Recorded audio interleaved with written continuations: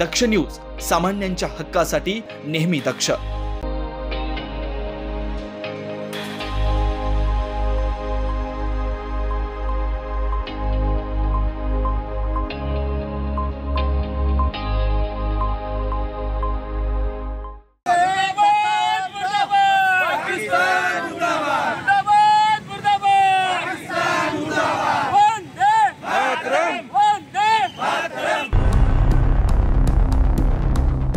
काश्मीरमधील पहलगाम येथे करण्यात आलेल्या दहशतवादी हल्ल्याच्या निषेधार्थ शुक्रवारी नाशिकमधील रविवार कारंजा येथे हिंदू एकता आंदोलन पक्षातर्फे जोरदार आंदोलन करण्यात आले।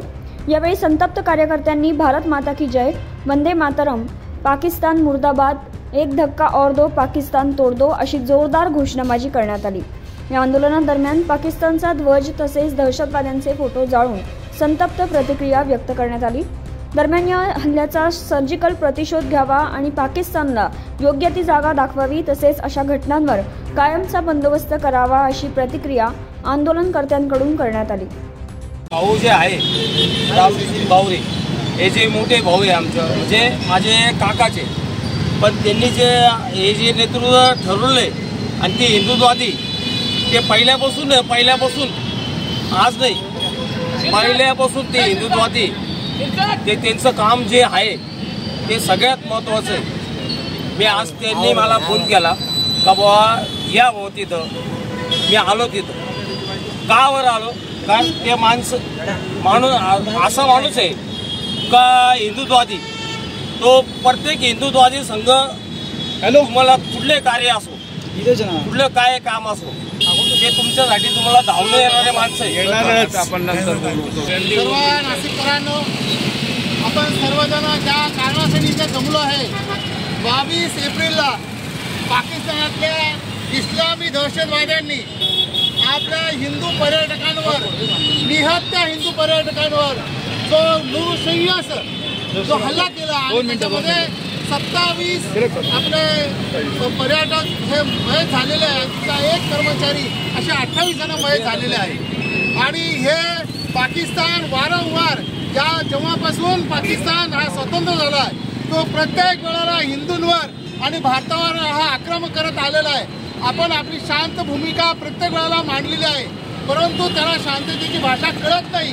म्हणून आता जोरदार हल्ला भारताने पाकिस्तान विरुद्ध हा केला पाहिजे आणि हा इस्लामी दहशतवाद संपवण्यासाठी आपण सर्वांनी या देशाच्या सरकारबरोबर आणि मोदींबरोबर आपण साथ दिली पाहिजे। म्हणून मी आपल्या सर्वांना आवाहन करतो की जागोजागी या विषयाचा आपण सर्वांनी निषेध केला पाहिजे। नुसतं निषेध करून नाही तर आपण आर्थिक बहिष्कार सुद्धा या व्यवसायाच्या मुस्लिम याच्यावर टाकला पाहिजे। 22 तारखेला जी घटना घडली ती घटना घडायला नको होती, परंतु नतद्रष्ट धर्मद्रोही लोकांनी हेतू पुरस्कार हे घडवून आणलं।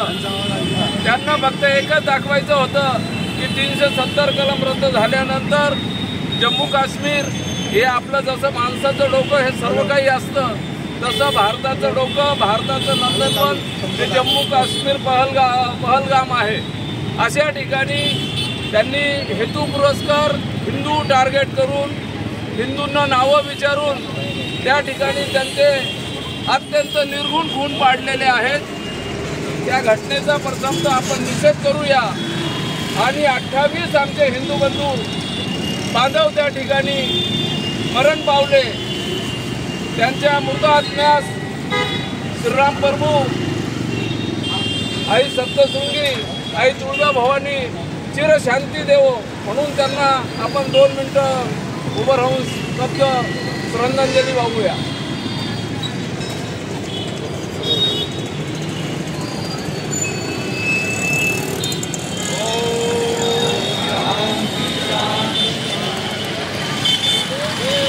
जय श्रीराम, जय जय श्रीराम, जय श्रीराम, भारत माता की जय, भारत माता की जय, वंदे मातरम, वंदे मातरम, वंदे मातरम।